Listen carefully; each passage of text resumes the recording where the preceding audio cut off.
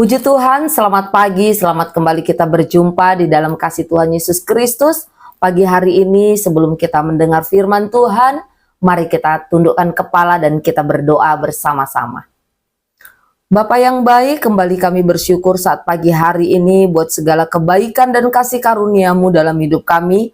Pagi hari ini kekuatan yang baru Tuhan anugerahkan bagi kami untuk kami melangkah, beraktivitas di sepanjang hari ini. Mendasari hari ini Tuhan, kami mau sama-sama buka hati buat firman-Mu, sucikan dan kuduskan setiap hati dan kehidupan kami. Dalam nama Yesus, kami berdoa dan mengucap syukur. Haleluya. Amin. Puji Tuhan, pagi hari ini firman Tuhan dengan judul Roh Kudus mengajar dan mengingatkan. Dari Yohanes 14 ayatnya yang ke-26, firman Allah berkata demikian. Tetapi penghibur yaitu Roh Kudus yang akan diutus oleh Bapa dalam namaku, dialah yang akan mengajarkan segala sesuatu kepadamu dan akan mengingatkan kamu akan semua yang telah kukatakan kepadamu. Amin. Saat pagi hari ini, dua hal yang akan kita lihat tentang pekerjaan Roh Kudus. Yang pertama, Roh Kudus itu mengajar. Yohanes 14 ayat yang ke-26 ada kalimat yang berbunyi, dialah yang akan mengajarkan segala sesuatu kepadamu. Artinya apa? Artinya Roh Kudus menolong saya dan saudara untuk mengerti kehendak Allah. Ketika saya dan saudara membaca firman Tuhan, maka Roh Kudus itulah yang memberikan pengertian kepada saya dan saudara. Ketika saya dan saudara menghadapi masalah, Roh Kudus memberi hikmat. Saat kita bingung mengambil keputusan, Roh Kuduslah yang akan menuntun saya dan saudara, mengarahkan kita sehingga kita mampu mengambil satu keputusan. Terkadang kita merasa tidak mampu menghadapi persoalan, tetapi Roh Kudus bekerja. Bekerja untuk apa? Mengajar saya dan saudara bagaimana caranya kita mengampuni, bagaimana caranya kita bersabar, dan banyak hal. Bahkan Roh Kudus juga mengajar saya dan saudara bagaimana kita tetap percaya di tengah-tengah kesulitan yang kita hadapi. Pelajaran terbesar di dalam kehidupan ini itu bukan datang dari satu keberhasilan, tetapi dari proses bersama dengan Tuhan. Dan Roh Kudus memakai setiap proses itu untuk membentuk kehidupan saya dan saudara. Dan yang kedua, kita belajar lewat kebenaran firman Tuhan bahwa Roh Kudus itu mengingatkan. Dikatakan tadi dalam Yohanes 14 ayat yang ke-26, akan mengingatkan kamu akan semua yang telah kukatakan kepadamu.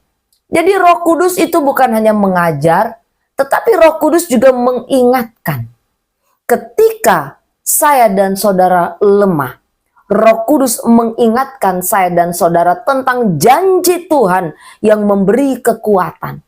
Ketika kita takut, Roh Kudus juga mengingatkan saya dan saudara bahwa Tuhan tidak pernah meninggalkan kita. Tuhan selalu beserta dengan kita.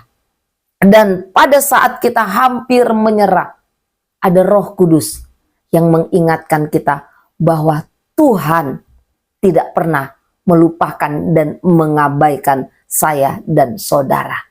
Berapa banyak kali kita lupa firman Tuhan saat kita menghadapi satu pergumulan, saat kita menghadapi masalah. Kita lebih fokus pada ketakutan daripada janji Tuhan.